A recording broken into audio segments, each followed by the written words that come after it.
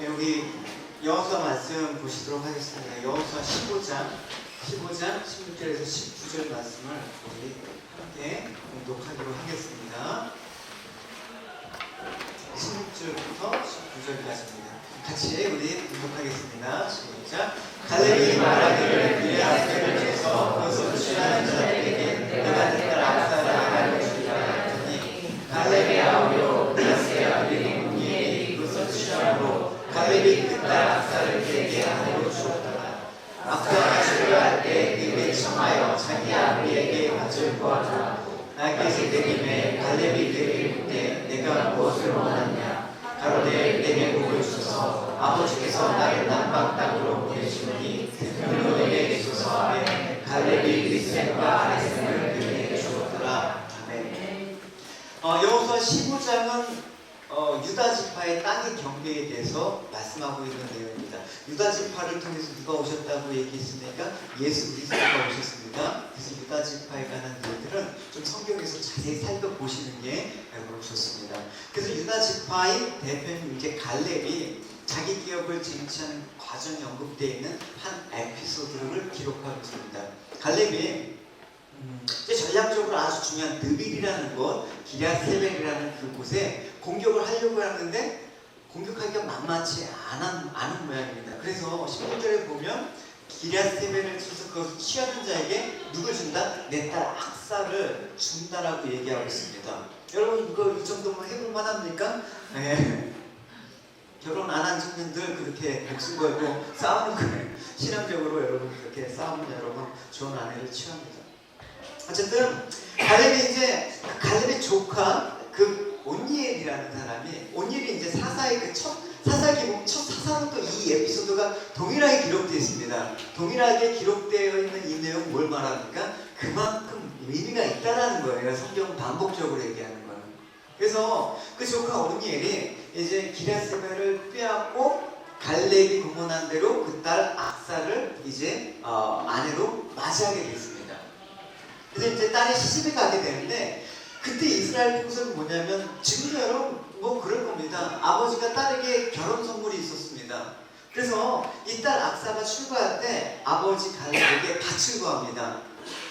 그래서 이제 악사가 밭을 구하고 이제 그 구한 땅이 어디냐면 남방 땅. 그 이스라엘에서 남방 땅은 어디냐면 저기 그 네게브 사막 지역이거든요. 사실 불모지와 같은 그런 땅입니다. 좀 더 좋은 땅을 달라고 하지. 그래서 아버지 갈렙이 출가한 단계 이제 땅을 주니까 아버지가 좀 뭐 성경은 안 나와 있습니다. 아버지가 좀 미안했나 봐요. 그런 쓸모없는 땅을 주고 나서 딸한테 미안했나 봐요. 그래서 아버지가 좀 묻습니다. 야, 뭐 더 필요한 거 없냐? 그걸 묻습니다. 그럼 여러분 이 질문을 여러분 받았다고 칩시다. 그럼 여러분들은 뭘 구하겠습니까? 더 필요한 거 없어? 그거 갖고 좀 부족합니다 아버지.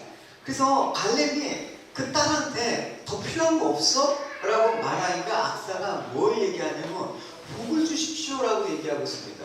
근데 그 복이라는 내용이 뭐냐면 무엇을 원하느냐? 복이라는 내용이 샘물을 원한다라는 것입니다. 예, 샘물.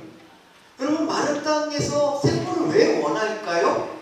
사실은 뭐 재물을 달라고 할 수도 있고 또 뭐 관심 있는 어떤 게 뭐 더 필요할 수가 있지 않습니까? 근데 물을 달라. 사실 그 아까 얘기했듯이 그 네게브 그 사막 지역의 땅, 메마른 땅 아니겠습니까? 생명체가 별로 살만한 그런 여건이 될 수 있는 땅이 아니지 않습니까? 그러니까 그 메마른 땅, 그 메마른 땅을 살릴 수 있는 유일한 길은 뭐겠습니까? 그 땅에 물이 공급해야지만 되는 것입니다. 되게 의미가 있는 것입니다. 19절입니다. 복을 달라고 하는데 샘물을 주소서. 그래서 샘물 얻었더라. 19절 중요한 키워드가 있는 구절입니다. 같이 읽어봅시다. 가로되 내게 복을 주소서. 아버지께서 나를 남방 땅으로 보내시오니 샘물도 내게 주소서 하매 갈렙이 리셈과 아레셈을 그에게 주었더라. 돈이나 좀 더 달라고 하지. 먹고 살기. 그죠? 뭐 종들이나 좀 붙여달라고 하지. 근데 악사의 관심이 뭐냐? 보암직하고 먹음직스러운 그런 것들, 눈으로 보이는 것들이 아니라 마른 땅, 그 메마른 땅을 살릴 수 있는 유일한 생수의 근원인 샘물을 달라 이렇게 얘기하고 있습니다. 그게 바로 이 세상을 살아가는 성도들이 바라고 유일하게 구해야 될 것이 무엇인가라는 것을 오늘 본문은 보여주고 있는 것이란 말입니다. 무엇이겠습니까? 우리가 예수님을 믿고 신앙생활에서 중요한 것이 무엇입니까? 내가 왜 예수를 믿는가? 예수를 통해서 무엇을 얻겠는가? 이건 대단히 중요한 문제라는 거예요. 오늘 그 부분을 하고 우리가 나누고자 하는 것입니다. 여러분, 우리 입장에서 봅시다. 그러니까 예수 믿는 게 왜 중요해요? 뭐 여러 가지 이유가 있겠죠.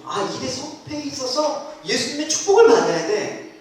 아니 내가 뭔가 원하는 것이 있으면 예수님의 축복을 받아야 돼. 뭐 이런 마음이 굴뚝 같겠죠. 그런 바람이 없이 어떻게 우리가 또 신앙생활을 합니까? 근데 이 세상이 아니라 우리가 하나님 나라를 두고 생각할 때 내가 원하는 것이 이루어지는 게 능사가 아니라 과연 나는 무엇을 원하는가가 되게 한 중요한 그 출발점이라는 것입니다. 연복 1장에 보면 세례 요한의 그 두 제자가 같이 세례 요한과 얘기를 하고 있습니다. 근데 그때 예수님이 지나가는 걸 보고 있어요. 그러니까 요한이 제자 두 명에게 야 봐라! 뭐라고 얘기하냐면 예수님께서 지나가는 걸 보고 소리쳤습니다. 보라! 하나님의 어린 양이로다! 이렇게 얘기하고 있습니다. 그러니까 요한의 증거를 듣고 그 제자들이 예수님을 따라가는 거예요. 그렇습니까? 그래서 예수님을 따라가는데 예수님께서 그 제자들을 보고 탁 보더니 너 왜 따라와? 뭐 이렇게 얘기 안 하셨겠죠. 물어보시는 거예요. 너희가 구하는 것이 무엇이냐? 그들이 선생님 어디에 머물고 계십니까? 여러분 이 구절이 자연스러운 문맥으로 느껴집니까? 이상하지 않습니까? 무슨 저기 생뚱맞은 그 내용과 전혀 상관없는 질문과 대답이에요. 그러니까 분명히 요한은 예수님의 제자들에게 봐라 저분은 세상 죄를 지고 가는 하나님의 어린 양이다 라고 얘기를 하셨거든요. 근데 제자들이 그러면 그리스도를 따른 제자들에게 무엇을 물어봐야지 정상입니까? 너희가 구하는 것이 무엇이냐? 라는 질문은 좀 자연스럽지가 않습니다. 오히려 여러분 그 상황 가운데 예수님께서 질문하신다 그러면 무엇이 아니라 누구를 찾느냐가 맞겠죠. 즉 말하자면 너희들은 누구를 쫓느냐 이렇게 물어보셔야 되는데 갑자기 생뚱맞게 예수님께서 너희가 구하는 게 뭐냐? 그걸 물어보신다라는 것입니다. 그러면 예수님께서 자연스럽게 너희들은 누구를 쫓느냐? 그럴 때 요한의 제자들은 우리는 그리스도, 세상 죄를 짊어지신 그리스도를 구합니다. 뭐 이런 질문과 대답이 와야지 사실은 자연스럽게 흘러가는 내용이란 말입니다. 근데 왜 이 상황에서 예수님께서 생뚱맞게 너희가 구하는 게 뭐냐? 다른 제자들한테 말씀을 하셨겠습니까? 마음의 중심까지 하신 그리스도께서 이 물음을 하신 까닭은 뭐냐? 요한의 제자들이 예수를 따르는 그 마음의 동기를 보셨다라는 거예요. 무엇을 갖고 따르니? 넌 무엇 때문에 예수 믿니? 예수 믿어서 뭐하게? 이 얘기란 말입니다. 그러니까 지금 제자들의 의도가 무엇인가 드러내려고 예수님께서는 갑자기 던지신 거예요. 너 무엇을 원하니? 뭘 구하니? 그러니까 이 질문에 제자들의 답변은 무엇입니까? 선생님 어디에 머물고 계십니까? 여러분 보십시오. 분명히 요한한테 저분이 바로 세상 죄를 지고 가는 하나님의 어린 양이야. 그러면 그리스도이십니다라고 얘기를 해야 되지 않습니까? 근데 선생님 뭔가 이미지가 뭐예요? 뭐 개혁 성경에는 랍비라고 되어 있습니다. 뭔가 가르침이 있고 뭔가 배울 만한 학식이 있는 스승으로 여겼단 말입니다. 저분 따라가면 뭔가 배울 게 있겠구나. 그 의도가 담겨 있다는 것입니다. 그러니까 선생님 어디에 머물고 계십니까? 저희들이 찾아가서 선생님의 가르침을 좀 배우고 받고 제가 라인을 형성하겠습니다. 이게 본 마음이었습니다. 그래서 요한이 예수님을 세상 죄를 지고 가는 하나님의 어린 양이라고 증거한 것은 무엇입니까? 모든 문제 해결은 죄를 해결하는 그리스도에게 있음을 보고 얘기를 한 것이죠. 세상은 죄를 위해서 생명을 잊지 않았습니까? 그래서 우리가 하나님께 나갈 수 있는 그런 길이 없습니다. 그래서 잃어버린 생명을 회복하기 위해서 뭐가 해결돼야 돼요? 죄 문제를 해결해야 돼요. 그 죄를 갖고 가실 분이 필요하단 말입니다. 저분이야. 저분.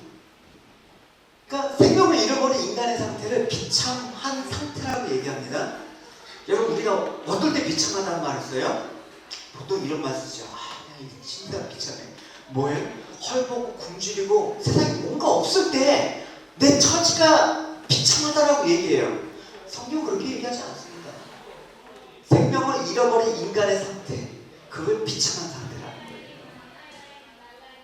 여러분, 그래서 우리가 이 땅에서 뭔가 얻고 한 거를 물론 불편하죠. 그런데 그걸 비참하다고 말하니까 영원한 고통에서 우리가 죽는 걸 생각한다 그러면 아무것도 아닌 것입니다.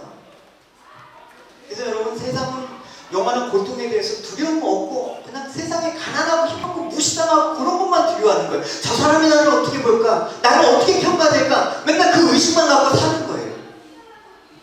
그걸 보고 비참하다라고 얘기하지 않는 거예요. 바로 힘없이 세상에서 이렇게 살아가는 것을 두려움을 갖고 사는 거는 뭐냐? 내가 정말 귀중한 생명이 무엇인지 잊어먹고 사는, 생명에 관심을 두지 않고 살아가는 그 모습들이라는 것입니다. 여러분, 죄를 위해서 영원한 고통을 살게 된 인간들의 실체를 발견한 사람은 나를 이 고통 가운데 건져낼 누군가를 찾게 돼 있어요. 그 사람이 하나님께서 부르신 사람이에요. 누가 이 사망의 몸에서 나를 건져낼까? 찾게 된단 말입니다. 이건 교회 와서 그리스도를 찾는 게 아니라 엉뚱한 걸 찾게 된단 말입니다. 그래서 영원한 고통에서 건짐을 받은 그 길을 이 어린 양 대신 예수님께서 우리의 죄를 가지고 가신 거에는 없다라는 그 얘기를 하는데도 불구하고 제자들은 선생님 어디에 머물고 계십니까? 가르침을 주십시오. 그러니까요, 그 그리스도가 되지 않으면 우리는 신앙이 엉뚱합니다. 여러분, 정말 우리에게 복이 무엇인지, 정말 그래서 성경은 생명이 하늘의 복이라고 얘기하고 있습니다. 그래서 그 생명의 복의 근원이 예수 그리스도라고 얘기하신 것입니다. 할렐루야. 네. 악사가 아버지께 아버지 갈렙이 요구한 게 이 복의 근원, 그거 얘기한 거예요. 마가복음 10장에 보면 이런 얘기가 있습니다. 야고보와 요한이 예수님께 이런 요청을 합니다. 세베대의 두 아들 야고보와 요한이 예수 곁에 와서 낮은 소리로 말했다. 주님, 저의 소원을 들어주십시오. 예수님께서 또 무엇을 원하느냐? 여러분, 대다수의 기독교인들은 이런 식의 기도를 합니다. 내가 바라는 것이 있는데 주님 들어주셔야겠습니다. 내가 무엇인지 구하는 건 주님께서 주실 줄 믿습니다. 여러분, 우리가 예수님이 말씀하신 것을 마음에 받아들이는 건 없고 내 쪽에서 계속 뭔가를 제시하는 쪽으로 예수님께 들여매는 그 신앙의 모습이 불행하지만, 그렇죠? 어느 날 믿고 있는 사람들의 신앙의 모습이라는 것을 고발하는 거예요. 예수님께서 이런 제자들에게 그래, 너희들 바라는 게 뭐냐? 나를 따라와서 바라는 게 뭐냐? 그러니까 이렇게 얘기해요. 저희들은 주님께 영광을 받으실 때 주님 다음 자리에 앉게 되길 원합니다. 한 명은 주님 오른편에, 한 명은 주님 왼편에. 이거였습니다. 그러니까 예수님께서 제자들에게 어떤 뉘앙스로 말씀하시는지 알겠죠? 자, 지금 너희가 구하는 것은 너희가 무엇인지 알지 못하고 구하는 것이다. 너희들이 무엇을 알지 못하고 구한다. 이 얘기를 하신 것이란 말입니다. 너희가 진짜 복이 뭔지 모르는구나. 그 얘기를 하는 거예요. 복이 뭔지 아니? 요한복음 5장에 보면 베데스다 연못가운데 38년 된 병이 걸려갖고 움직이지도 못한 그 병자가 나옵니다. 예수님께서 그 사람에게 찾아가 물으십니다. 이 장면입니다. 같이 읽겠습니다. 자, 예수께서는 그가 오는 병자의 것을 알아보시고 내가 나를 원하느냐 물으십니다.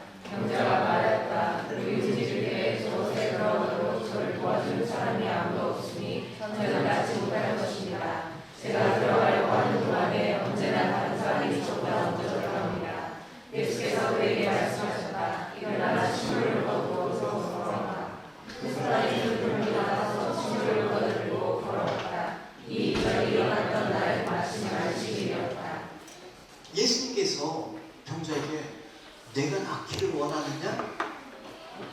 여러분 같은 어떤 대답을 해야지 옳습니까? 예, 주님, 살려주십시오. 이 말을 해야 되지 않습니까? 이게 정상인데, 이 병자의 대답은 그 대답이 아니었습니다. 물이 움직일 때 저를 도와주는 사람이 없어서 낫지 못하는 거예요. 제가 들어가려고 하면 누가 다른 사람이 퉁덩 들어가 버리네요. 제가 그래서 병이 안 나는 거예요. 좀 재밌잖아요, 여러분. 우리 신앙생활이 이런 거와 같아. 내 힘으로 들어갈 수 없으면, 내 힘으로 구원받을 수 없으면 그 구원을 받을 그분을 의지해야 되는데, 내가 구원받을 수 있도록 행위를 얘기하는 거예요. 방법을 얘기하는 거예요. 한 사람은 내가 들어가야지만 나는 되는 거예요. 내가 해야지만 구원을 받는다라는 거예요. 여러분, 못에 들어가려고 하는 건 무엇입니까? 병 낫기 위해서죠. 그럼 어떻게 들어갈 수가 있습니까? 건강해야지 들어가죠. 근데 건강하면 못에 들어갈 필요가 없어요. 그러니까 우리 되게 모순된 신앙을 하고 있는 것입니다. 병자는 나를 누가 데려가서 못에 넣어주기만 하면 돼. 나는 어쨌든 못에 들어가는 게 핵심이야. 근데 예수님께서 말하고자 하는 핵심은 물에 들어가는 게 아니라는 것입니다. 말하고자 할 핵심은 물에 들어가는 것이 아니라 너는 뭘 원하느냐예요. 예수께서 그래서 너 친구 일어나 걸어라. 걷는 게 핵심 아닙니까? 물에 들어가는 게 아니라 물에 들어가서 안 나오면 어떡해? 미치면 어떡해? 그러니까 병이 나와서 친구를 들고 갔다. 여러분, 오늘 악사반 독에 대해서 다시 한번 얘기합시다. 그러고 생물이 이런 먹는 생물만 말하겠습니까? 이런 물의 차원이라면 여러분 언급을 안 했겠죠.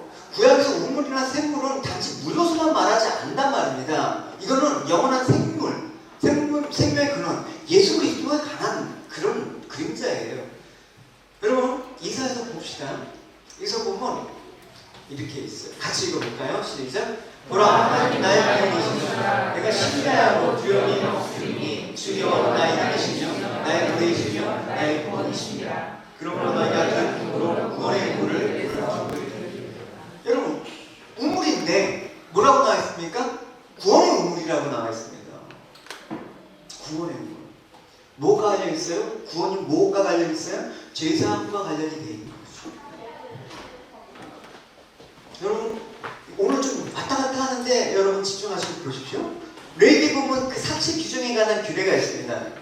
그게 뭐냐면 어떤 동물이 뭐 정한 동물, 부정한 동물 우리가 그때 그 주일설교 때 배우지 않았습니까? 그거 상관없이 동물의 사치, 죽은 그 사치하고 접촉하는 자는 부정하게 돼요. 죽은 모를 만져주면서 나도 부정하게 되는 거예요. 물론 예가 있습니다. 뭐 재물을 드릴 때 그 사치를 접촉하는 경우, 뭐 화목제물을 드릴 때 접촉하는 경우는 부정해지지가 않는데 그 외에 죽은 거와 접촉하면 부정해지는 거예요. 그래서 민수기 19장에 보면 뭐냐면 누구든지 사람이 시체를 만지거나 뭐 죽은 걸 만지게 되면 7일 동안 부정하게 된다고 써 있어요. 그래서 하고 또 부정한 사람이 만약에 이 이렇게 아이패드를 이렇게 딱 만지잖아. 이 아이패드 어떻게 폐기 처분해야 돼. 이것도 부정한 거가 된단 말입니다. 쓰면 안 돼요. 그럼 뭐가 문제가 발생하냐면 여러분, 부정하게 돼갖고 이거 만지면 이거 아이패드 버리면 어떻게 해요? 큰일 나잖아요. 재산성에 손실이 크잖아요, 여러분. 그러니까 생각할 때 되게 불편해진단 말이야. 그러니까 하나님께서 부정하지만 그런 어려움이 있기 때문에 상징적인 폐기를 허락하는 거예요. 뭐냐면 물에 시체를 담그는 걸로 부정이 정하게 된 거를 보여주는 규례를 하나님께서 만드셨단 말입니다. 그래서 이 사치한 물이 이렇게 접촉했을 때 어떻게 되는지 이제 언급한 그 부분을 한번 봅시다. 같이 읽어볼게요. 시작. 그러나 접촉하신 물이 거기 걸렸으면 부정하실 것이요 그가 그 물을 대나무에 마시고 또 부정할 것이며 생물이나 물이 보인 웅덩이는 부정하지 아니하되 그 주범에 가는 것은 모두 부정하실 것이요. 예, 사치가 샘물이나 우물에 떨어진 그 우물은 마셔도 괜찮대. 물이 더러워지지 않는데. 왜 그러냐면 우물이나 샘물은 끊임없이 그 속에서 새로운 물이 들어옴으로써 정야 작용이 일어나기 때문에 그 물은 부정해지지 않는다. 근데 이 앞에 34절은 예를 들어 그릇이나 이런 어떤 용기에 담겨있는 물에 사체가 닿아서 그 물은 버려야 돼. 쓸모가 없는 거야. 오염이 되기 때문에. 이게 뭘 얘기하는 걸까요? 우리 마음을 얘기하는 거란 말입니다. 결국 우리 마음에 성령의 생수가 끊임없이 솟아나오면 우리 마음에 정화작용이 된단 말입니다. 안 그러면 이 성령의 생수가 흐르지 않으면 어떻게 된다? 부정하게 되는 거야. 버려지게 되는 거야. 부패하게 되는 거예요. 그래서 예수를 떠난 모든 사람은 전적으로 타락할 수밖에 없는 거예요. 그러니까 여러분, 우리 마음이 여러분 살다 보면 오염이 되잖아요. 여러분 더러우시잖아요. 그러면 회개하고 십자가를 붙들고 의지하에 살 때 하나님께서 성령의 강수를 부셔서 우리를 거룩한 상태로 만드신단 말입니다. 할렐루야. 그래서 회개의 지속성에 대해서 제가 얘기했을 거예요, 지난주에 아마.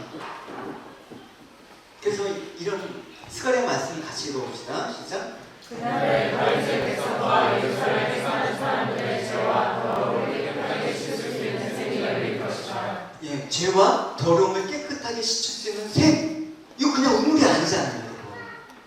이 샘이 열린다는 그리스도의 보혈의 능력을 말하는 것입니다. 할렐루야. 그래서 이사야서의 구원의 우물이라는 건 바로 그 표현을 말하는 것입니다. 주님께서 오시면 우리 모든 죄를 사여주실 것이다. 우리를 맑게 하실 것이다. 그 얘기를 하는 것입니다. 그래서 어떻게 한다? 이 구원의 우물을 어떻게? 길르리라. 이 얘기를 하는 것입니다. 이와 관련해서 여러분 표현된 요한복음의 4장에 보면 사마리아 여인에 대해서 여러분 나옵니다. 그 우물 같은 거 여러분 기억하실 것입니다. 사마리아 여인이 헛된 것들을 찾아다니고 있었단 말입니다. 바로 자기 앞에 염색하는 생수 예수님이 계시는데 여전히 자기 눈앞에는 육신의 목마름 그거. 그래서 세상 남편 5이나 갈아치고 6번째와 살고 있는데도 불구하고 여전히 해결할 수 없는 이 갈증이 있단 말입니다. 그래서 이러한 여인은 주님께서 찾아오셔서 생수를 주시는 그 은혜를 맛보게 되는 것입니다. 같이 읽어봅시다. 자, 예수께서 가라사대 이 물을 먹는 자마다 다시 목마르려니와 내가 주는 물을 먹는 자는 영원히 목마르지 아니하리니 나의 주는 물은 그 속에서 영생하도록 솟아나는 샘물이 되리라. 주님 먼저 찾아오셔서 세상이 목말라 하는 우리에게 생명수를 주신다는 것입니다. 언제부터 우리가 이 생명수를 인해서 기뻐하지 않고 다른 물 기뻐하고 있단 말입니다. 다른 물.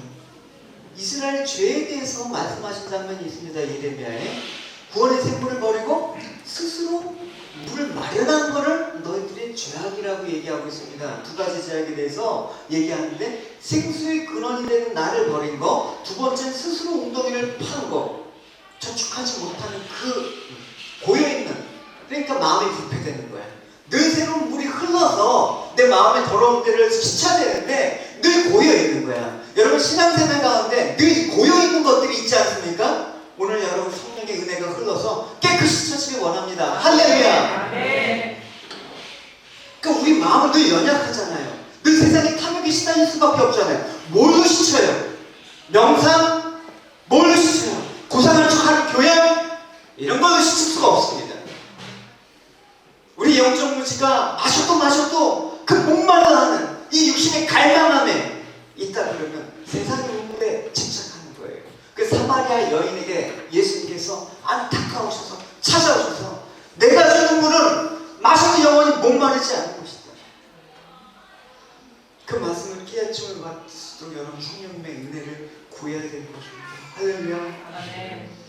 세상 성령께서 우리 마음 가운데 역사하셔서 세상 헛됨을 보게 하시고 주님의 아름다운 영광을 보게 해주시기를 구해야 된다는 것입니다. 몇십 년 전에 여기서 청소하시는 어떤 분의 얘기를 들었어요. 그분이 이제 얘기하시는데 직업이 한국에서 대학교 교수였답니다. 최초 제가 왜 그 좋은 직업을 관두고 여기 오셨습니까? 라고 물었죠. 한국에서 교수는 꽤 괜찮지 않습니까? 그분도 그렇대요. 뭐 괜찮았대요. 명예도 있고 또 뭐 직업도 괜찮고. 근데 지금 교수 일을 그만두고 여기 와서 청소를 하는 게 더 행복하대. 한국에서 수박 터진 아파트에서 주말에 여가조차도 없이 매일 그냥 스트레스 받으면서 정신없이 살아가는 모습이 어느 날 이게 뭐지? 라고 생각이 들었대. 그래서 이제 와버려야겠다. 왔는데 하우스 살고 있는데 집에 잔디밭이 넓고요. 주말이 되면 바다에 가서 낚시를 갈 수 있고, 한국에서 골프 여권이 얼마나 비쌉니까? 그냥 채만 들고 나가면 맨 골프장이잖아요. 너무 좋다라는 거야. 너무 여유가 있다는 거야. 누가 남이 뭐라고 하나? 누가 뭐 청소한다고 뭐라고 하나? 그러니까 여유롭게 마음의 여유가 있으니까 너무 좋다라는 거예요. 그래서 물론 이분이 말하는 행복은 우리가 믿고 있는 행복과 또 다른 모습이긴 하죠. 어쨌든 주말에 골프 간다니까. 다른 거죠. 그러나 생각해 보십시오. 대부분의 사람의 복이라는 것은 무엇이냐? 그가 어떤 소유에 대한 양, 그거에 따라서 기준을 준단 말입니다. 내가 돈 많으면 부자니까 행복해. 내가 건강하면 내가 건강하니까 행복해. 내가 직업이 좋으면 내가 이 직업을 갖고 있으니까 행복해. 그게 없다고 그러면 여러분 행복하시겠습니까? 자식 때문에 행복하다고 하면 자식 없으면 행복하겠습니까? 행복은 그렇게 내가 갖고 있는 뭔가의 어떤 소유물, 그거의 많고 적음의 유무에 따라서 나는 행복해, 나는 불행해, 뭐 이렇게 나누는데, 제가 얘기하고 싶은 것은 행복의 양이 아니라 행복의 그 가치질을 말하는 것입니다.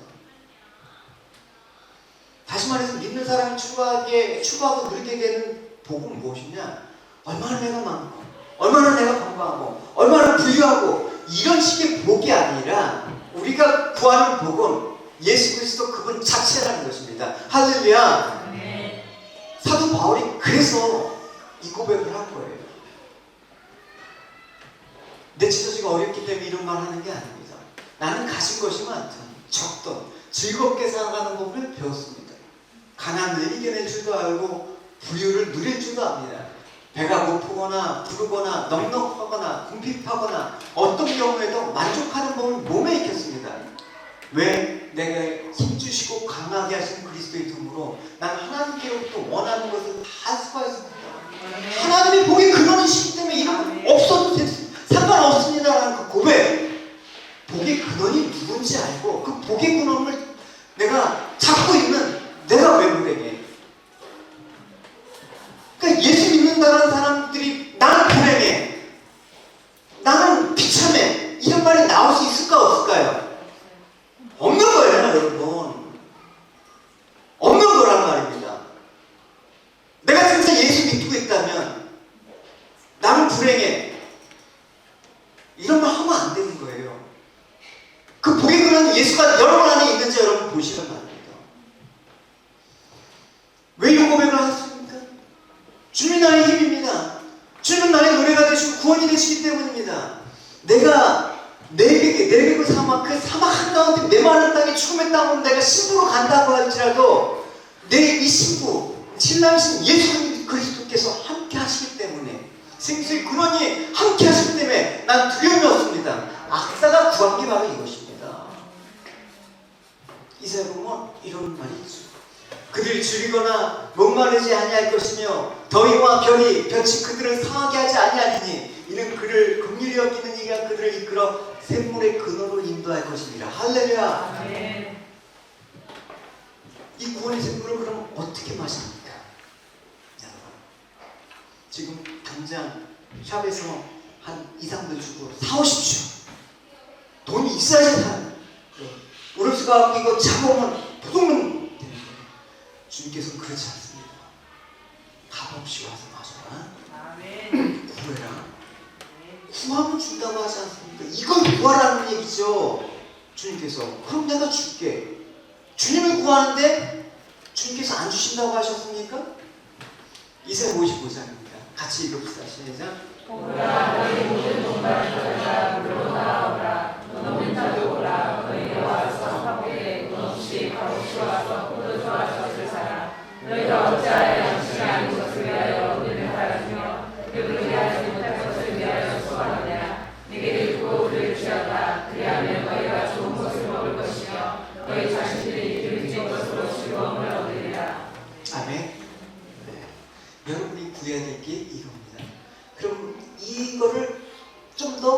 신약에서는 예수님께서 어떻게 말씀하셨습니까? 바로 성령의 은혜를 구하라는 거예요. 그 얘기를 하시는 것이죠. 요한복음 7장입니다. 같이 읽어봅시다.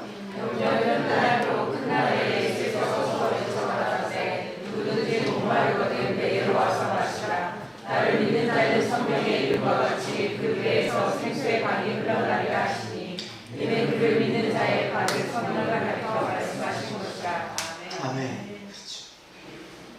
은혜의 강물 흐르게 하소서. 성령의 바람 이제 불어와. 여러분, 예수 믿는 자는 그 배에서 생수의 강이 흘러나온다고 합니다. 할렐루야. 이 생수가 바로 성령이라고 합니다. 우리가 구해야 될 것은 성령의 은혜입니다. 할렐루야. 예수님의 보혈의 공로가 성령을 통해서 흘러가는 그 생명수에 접촉이 되어서 그 속에 깊이 들어가면 생명이 사망을 삼켜버리게 돼요. 생명이 사망을 삼켜버리게 되는 거죠. 맨날 죽겠다, 못 살겠다, 힘들다. 생명이 여러분을 지배하고 있습니다.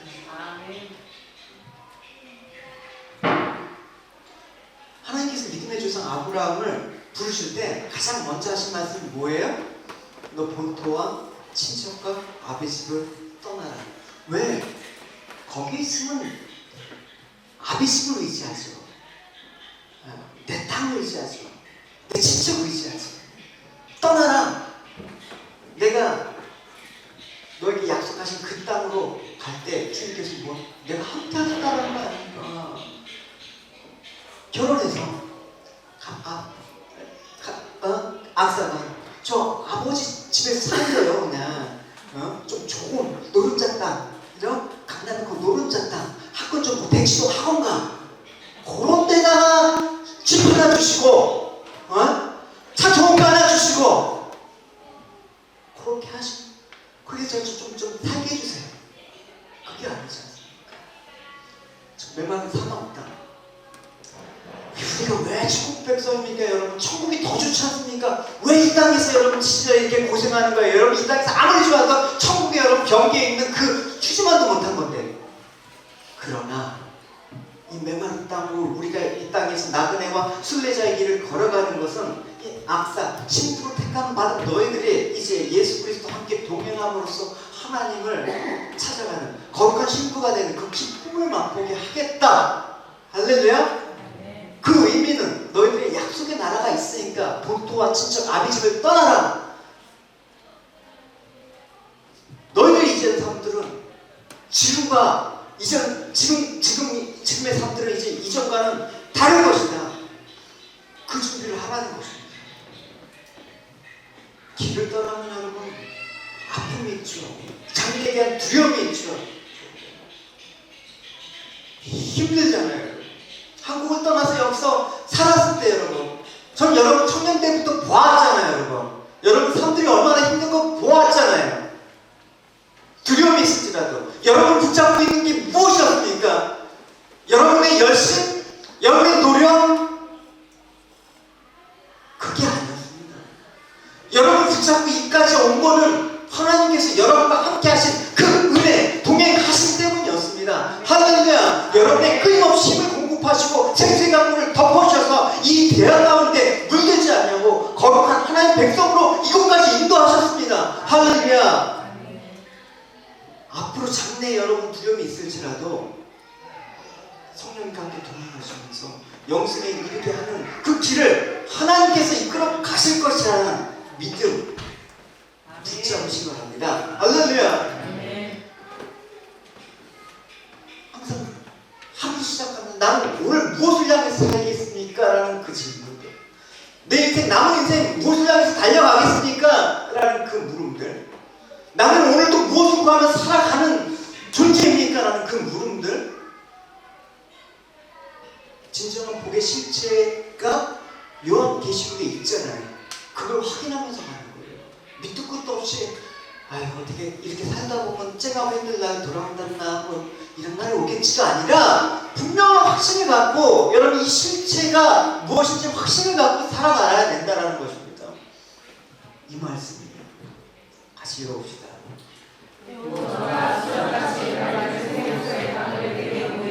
하나님과 믿어 하나님의 보좌로부터 나서 길 가운데로 흐르더라. 광주하게 생명나무가 있어 12가지 실과를 맺히되 날마다 그 실과를 맺히고 그 나무 잎사귀들을 마구를 소성하기 위하여 있더라.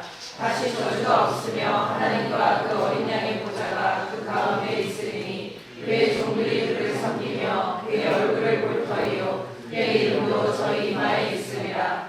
다시 밤이 없겠고 등불과 햇빛이 쓰려왔으니 이는 주 하나님이 저희에게 비추시니라. 저희가 새색으로 왕노릇 하리로다. 아멘. 여러분 열심히 이 땅에서 뭔가 하면 이렇게 된다고 약속하셨습니까? 이미 이렇게 여러분 되었다라고 얘기하시지 않았습니까? 복의 근원인 예수 그리스도를 믿는 순간 이렇게 되었다라고 얘기하지 않았습니까? 이것이 여러분 장차 누리게 될 복입니다. 할렐루야. 인생수의 강물이 그리스도로 인해서 오늘도 넘쳐 흘리길 원합니다. 그래서 성령 하나님 우리에게 은혜 주셔서 우리가 그리스도로 말미암아 말할 수 없는 이 은혜를 맛보게 하여 주시길 원합니다. 주님께서 오늘 여러분에게 묻습니다. 너 무엇을 구하느냐? 너 무엇을 구하느냐? 이 물음에 분명한 대답이 있는 은혜의 시간이 되길 원합니다. 우리 같이 함께 기도합시다. 주께서 무엇을 구하느냐라는 그 물음에 나는 무게 끊어이신 예수만을 따르기로 결정합니다. 주님 나를 붙잡아 주십시오. 나를 생명의 은혜로 늘 이끌어 주시옵소서. 우리 성령의 은혜를 구하며 충만하게 달라고 시간 말씀 생각하시면서 같이 합심해서 기도합시다. 할렐루야. 하나님 아버지 감사합니다. 하나님 아버지 감사합니다. 하나님 아버지 주님께서 함께 하셨기 때문에 죽은 나였던 아버지 이 하나님 아버지 버릇자 같은 나에게 하나님 생명이 하나님 찾아오셨습니다. 하나님 아버지 이 주의 목마름 하나님 아버지 내가 바라고 원하는 그 청년들 아버지 이 주의 하나님 아버지 이 인생의 자랑들 하나님 아버지 이것이 아니라 하나님 아버지 주님 아버지 그리고 하나님 주님께 성대하실 때 하나님 아버지 영원히 목마르지 않는 걸로 하나님 아버지 우리에게 주심을 감사합니다. 하나님 아버지 날마다 죄 가운데 아버지 우리 주를 담당하시는 거에 주님 하나님 아버지 우리 친구하게 하나님 아버지 주님 가만히 되지 않게 하여 주시고 하나님 아버지 신친구 아버지 우리가 말하는 그 믿음 안에서 하나님 아버지 내게 하나님 주신 것도 만족하며 하나님 아버지 기뻐하며 감사하며 감사의 은혜가 하나님 아버지 우리 가운데 아버지 충만할 수 있도록 인도하여 주시옵소서. 하나님 아버지 우리 가운데 성령 충만함을 허락하여 주시옵소서. 성령님 하나님 아버지 우리 마음을 아버지 새롭게 하여 주시옵소서. 성령님 아버지 우리 가운데 우리 마음들 아버지 우리 교회 가운데 아버지 역사하여 주시고 임하여 주시옵소서. 하나님 아버지 우리가 급한 아버지 주님을 향해서 취하시는 아버지 우리가 하나님 아버지 말씀을 아버지 주여 주옵소서. 하나님 아버지 함께하여 주시옵소서. 하나님 아버지 죽은 자처럼 하나님 아버지 엉뚱하게 하나님 아버지 방향이 하나님 잘못된 자처럼 신앙생활 하지 않도록 하여 주시고 하나님 아버지 우리가 약속하신 그날이 아버지 올 때까지 하나님 아버지 주님과 동행하시며 지켜주시고 보호하시고 하나님 아버지 우리 마음들 아버지 계속해서 만져주시고 그 은혜를 하나님 아버지 오늘도 하나님 아버지 우리가 감사하며 저희를 뵐 수 있도록 아버지 도와주시옵소서. 하나님 아버지 감사합니다. 우리 같이 일어서서 우리 찬양 고백하시도록 하겠습니다.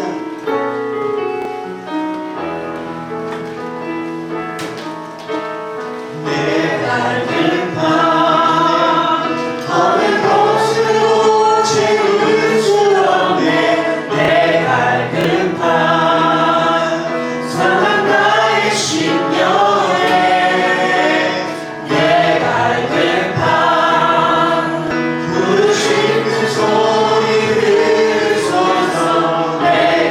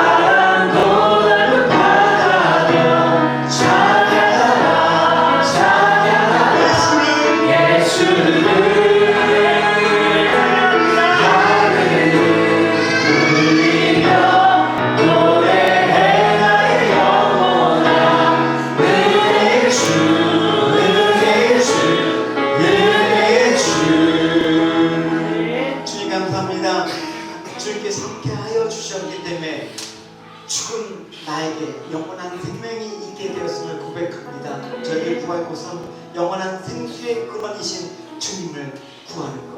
그것이 정말 참된 복이며 그 복이 더 바랄 것이 없는 저희들 만족과 기쁨과 감사가 충만할 수 있도록 인도하여 주시옵소서. 하나님, 우리의 사망과 비참함의 이 삶의 자리에서 벗어나 하나님, 우리의 죄를 짊어지고 가신, 세상 죄를 지고 가신 하나님의 어린 양이신 예수만을 바라보며 아버지, 이 땅 아버지 믿음으로 주님 주신 힘으로 하나님 나아갈 수 있도록 도와주시옵소서. 메마른 땅 사막과 같은 아버지 인생을 걸어가시라도 하나님, 우리가 주님만을 구한다면, 주님께서 나의 소망이 되신다 그러면 우리의 소망은 죽은 것이 아니고 산 소망임을 기억합니다. 땅의 것이 아니라 하늘의 것을 바라보는 그 실체, 보이지 않는 것을 바라보는 그 믿음, 하나님 성령의 은혜가 하나님 오늘 이 시간 가운데 하나님 애담의 성도들 가운데 충만하게 임할 수 있도록 인도하여 주시옵소서. 요한은 내게 복을 주시고 너를 지키시기 원합니다.